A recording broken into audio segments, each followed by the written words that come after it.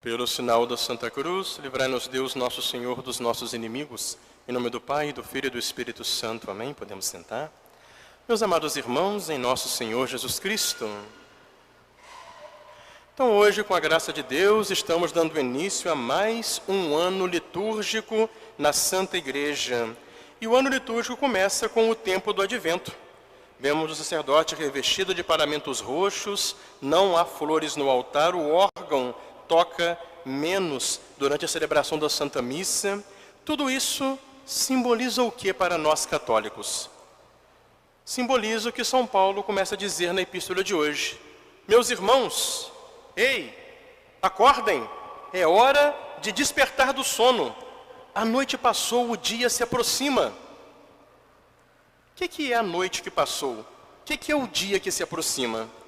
A noite que passou, da qual fala São Paulo, é a grande noite da escuridão, das trevas, nas quais a humanidade ficou durante milênios mergulhada, sofrendo as consequências da escravidão do pecado, do mal, do paganismo, na expectativa da sua libertação, na expectativa da chegada do Salvador prometido por Deus a Adão e Eva lá no paraíso, logo depois do pecado original.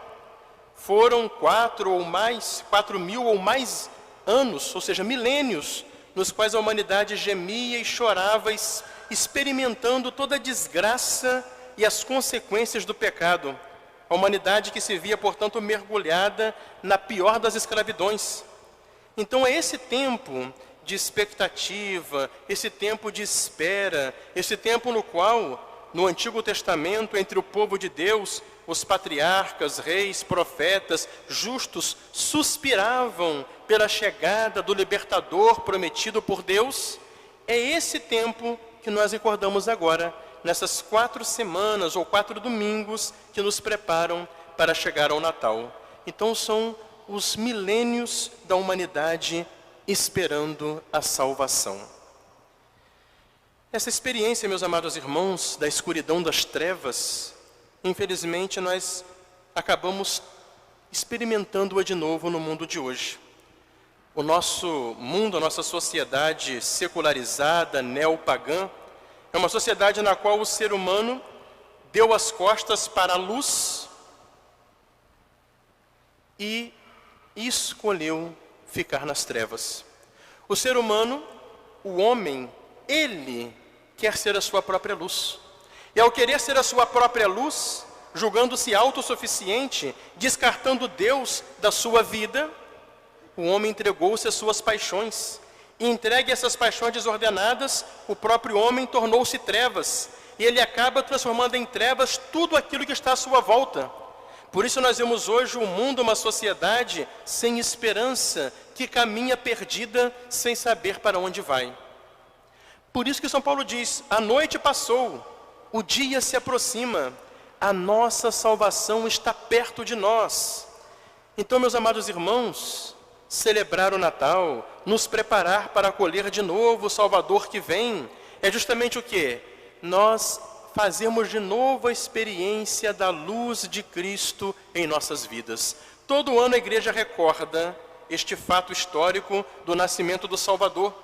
E ao recordá-lo, a igreja nos convida de novo a que nós, deixando as trevas do pecado, do mal, a escravidão, do demônio, entremos em plena luz. Qual é essa plena luz? Essa plena luz é a graça com a qual Cristo nosso Senhor tira nossas próprias trevas, nos coloca na sua luz divina, no seu amor, na sua vida e nos dá, portanto, o caminho certo para trilharmos. Ele é a nossa luz, Ele que ilumina o nosso caminho, Ele que nos aponta a vida eterna, verdadeira, definitiva para a qual nós caminhamos.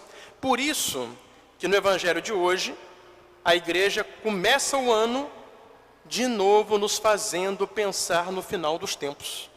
Domingo passado, a igreja fechava o ano falando do fim do mundo, narrado por São Mateus.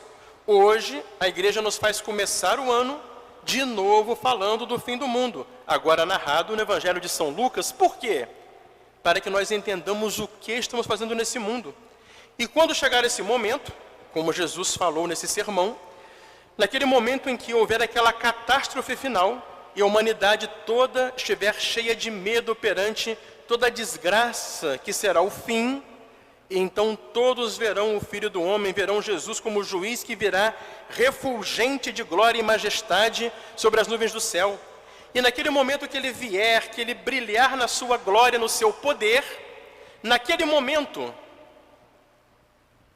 os maus, aqueles que escolheram dar as costas para Cristo, luz do mundo, aqueles que escolheram viver na treva do pecado, de tal maneira ficarão ofuscados diante da glória da majestade de Cristo, que nem sequer conseguirão olhar para Ele.